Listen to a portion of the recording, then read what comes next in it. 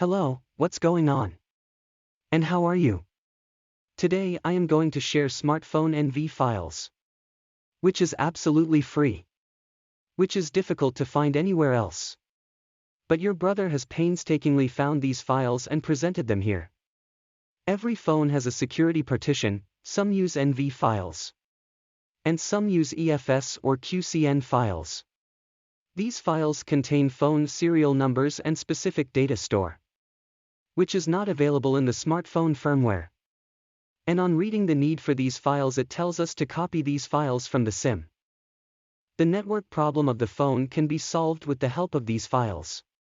And can repair phone serial numbers like IMEI number and Wi-Fi and Bluetooth serial numbers. Hope you will subscribe this channel. And will like the video. Remember in prayers. Then we met in another video.